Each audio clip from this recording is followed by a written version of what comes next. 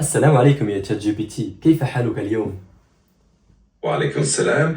أنا بخير، شكرا لسؤالك. كيف أمورك أنت اليوم؟ أنا الحمد لله. الحمد لله، هذا أهم شيء. إذا في أي شيء تحب تتكلم عنه أو تحتاج مساعدة فيه أنا حاضر. اليوم أنا أريد أن أحسن مستواي في اللغة العربية، وأريدك أن تتكلم معي باللغة العربية من فضلك. تمام، أنا جاهز تماما. سنواصل الحديث بالعربية وإن شاء الله نشوف تقدم ملحوظ في مستواك. إذا عندك أي مواضيع معينة تحب تتدرب عليها أنا تحت أمرك. في الأول، هل يمكنك أن تتكلم باللغة العربية الفصحى؟ بالتأكيد سأستخدم اللغة العربية الفصحى من الآن فصاعدا. إذا كان لديك أي طلبات أو أسئلة محددة فأنا مستعد لمساعدتك بكل سرور. حسنا، شكرا. فاليوم سوف أتكلم عن فيديو اليوم. Si tu as cliqué sur cette vidéo, c'est que tu vas apprendre la langue arabe, mais tu galères. Tu es peut-être dans un cas où tu sais ni lire ni comprendre ce que tu lis, ou tu es juste dans un cas où tu connais les bases, c'est-à-dire la lecture, quelques bases dans la conversation, mais tu veux juste pouvoir être capable de parler en arabe littéraire avec les autres. Et si tu fais partie de la deuxième catégorie de personnes que j'ai citées, cette vidéo elle est faite pour toi. Tu vois, il y a quelques temps, j'étais dans la même situation que toi, c'est-à-dire que je savais lire un peu quand même, comprendre ce que je lisais un peu, mais brièvement, mais j'avais pas le conversationnel. Ce qui faisait que lorsque je croisais des personnes qui parlaient la langue arabe, j'étais pas du tout habitué aux conversations de tous les jours. Parce qu'une chose qui est bien à rappeler, c'est que l'intelligence que tu utilises lorsque tu parles à une personne n'est pas du tout la même que l'intelligence que tu utilises lorsque tu fais de la grammaire ou lorsque tu lis un texte par exemple en arabe. Parce que lorsque tu parles à une personne dans la vraie vie, c'est-à-dire en face à face, tu utilises une certaine forme d'intelligence. Une certaine intelligence interactive, c'est-à-dire une intelligence au tac au tac. C'est-à-dire que pendant que la personne te parle en face à face, tu es en train d'analyser et de comprendre en même temps les phrases qui sortent de sa bouche. Et lorsque cette personne te pose une question, la réponse à cette question doit sortir de façon automatique. Il ne doit pas y avoir un délai d'attente. Et tout ça en comprenant ce que la personne te dit en temps réel, parce qu'il suffit que la personne parle un tout petit peu plus vite pour que tu sois complètement perdu dans la discussion. Mais en soi, même si la personne te parlait à une vitesse normale, ça reste quand même pas mal de trucs à gérer, parce que tu dois, en plus de ça, être constamment conscient de ce que la personne te dit. Et en plus, tu peux pas mettre pause comme dans une vidéo YouTube. Du coup, il faut que tu réfléchisses en même temps. Et si tu perds un mot, c'est du temps perdu en fait. La personne, elle avance et toi, t'es bloqué sur le mot qu'elle a dit il y a 5 secondes, tu vois. Et t'es bien d'accord pour dire que lors d'une discussion normale avec une personne devant toi, si elle te pose la question, la réponse, elle doit venir de façon automatique. Elle doit venir en un seul claquement de doigts. Parce que tu peux pas être en train d'analyser. Tu peux pas être en mode pause, en train de réfléchir à comment construire la phrase, comment construire le vocabulaire dans la phrase, prendre 10 secondes pour construire la phrase et donner la réponse à la personne. Tu vois, non, ça doit venir de façon automatique. Ce qui faisait que lorsque j'étais à mes débuts, c'est-à-dire le tout début, quand je parlais avec des personnes qui parlaient la langue arabe, c'était catastrophique de ouf parce que je prenais beaucoup de temps à répondre. C'était pas du tout normal. Dis-toi que la personne qui se trouvait devant moi, elle pouvait croire que j'avais une latence dans le cerveau tellement je prenais du temps à répondre. Et tu vois, ça aurait pu clairement me décourager parce que c'est chiant, c'est gênant. Mais j'en ai fait mon objectif. C'est-à-dire mon objectif de pouvoir communiquer de façon complètement fluide avec d'autres personnes qui parlent la langue arabe. Je voulais pouvoir maîtriser la langue arabe dans les conversations, savoir poser des questions, savoir donner des idées et argumenter sur ces idées-là. Et tout ça de façon complètement fluide, sans pour autant trop bégayer. Et je voulais aussi être bien préparé, c'est-à-dire bien préparer mon arabe pour qu'un jour, par exemple, je pars dans un pays arabe ou juste pour partir à la Umrah et ne pas avoir à leur parler anglais, sachant que moi, tu vois, j'ai un prénom qui est arabe. Et c'est un peu dommage, tu vois, que le prénom soit arabe et toi tu parles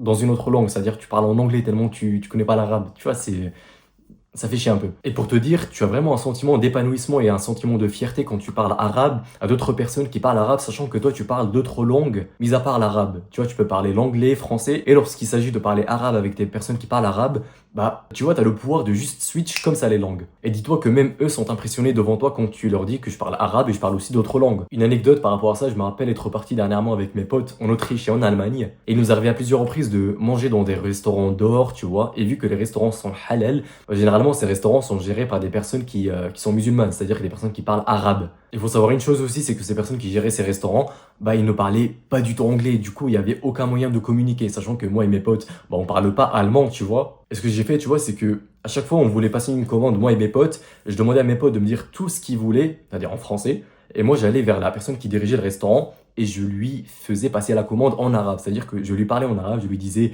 fais-moi ça, ça, ça pour lui, Pour mon deuxième pote, tu lui fais ça en arabe. Et même le mec qui gérait le restaurant, il était choc-barre. Et tu vois, tu pourrais me dire que ça n'arrive pas souvent, tu vois, que ça arrive rarement. Mais dis-toi qu'à chaque fois où on mangeait dehors, moi et mes potes, la personne, elle ne parlait pas du tout anglais, parce qu'elle parlait juste allemand et arabe. Et vu que mes potes, ils parlent pas arabe, j'ai fait juste office de traducteur. Et à chaque fois, c'était la même réaction, c'est-à-dire qu'on essaie de communiquer, et la personne, elle parle pas trop anglais. Et je lui dis, est-ce que tu parles arabe? Il me dit, oui, clairement, je parle arabe. Et je commence à passer la commande en arabe et à chaque fois, le même sentiment, en fait. La personne, elle est choc-barre. Mais bref, avant que j'arrive à ce niveau extrêmement impressionnant en arabe, tu te doutes que j'ai bien travaillé mon oral. Mais au début, figure-toi que c'était pas facile parce que j'avais du mal à trouver des partenaires linguistiques avec lesquels pratiquer mon arabe. Et je n'ai pas non plus eu la chance d'avoir une personne dans mon entourage qui lui aussi apprenait à communiquer en langue arabe pour qu'on puisse se réunir et juste améliorer notre niveau en arabe. Du coup, j'avais personne avec qui pratiquer. Et c'est là que ChatGPT rentre en compte parce que ce petit outil qui est magique et qui se trouve à portée de main, qui est juste installé dans ton téléphone de façon automatique, bah il peut devenir ton partenaire linguistique. Tu peux discuter avec lui comme si c'était une vraie personne d'origine arabe native, tu peux aborder n'importe quel sujet et n'importe quel contexte avec lui et il te parlera en arabe de façon complètement claire. Et en plus de ça, tu peux lui dire carrément de te corriger. Genre là, t'as aucune excuse. Parce qu'il n'y a aucun monde dans lequel tu vas utiliser ChatGPT pendant 3 mois et tu vas revenir et me dire par message privé, désolé, mais ta technique elle marche pas, je n'ai rien appris. Genre c'est impossible, je peux te l'affirmer. ChatGPT actuellement, la version gratuite, si je dis pas de bêtises, de mémoire, elle te permet d'utiliser 5 minutes de discussion orale avec ChatGPT par jour. Et je te vois venir parce que tu peux te dire que 5 minutes c'est très peu.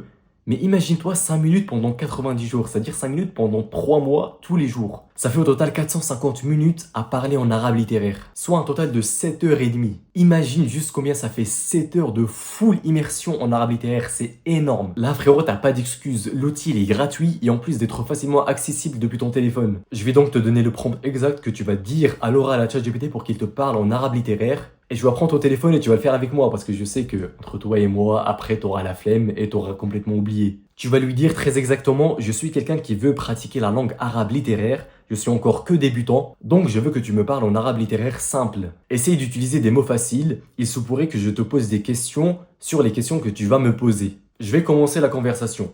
Assalamu alaikum, kayfa haluk?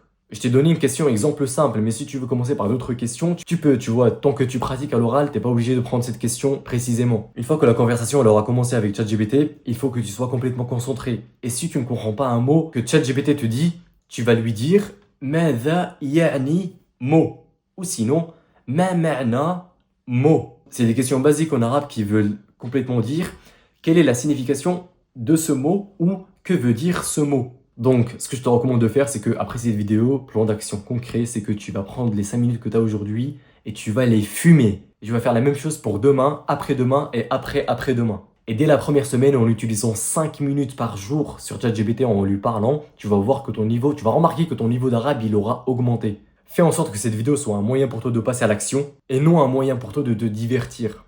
Je te dis à très bientôt sur de prochaines vidéos. Allez, prends soin de toi. Assalamu alaikum wa illa liqa'.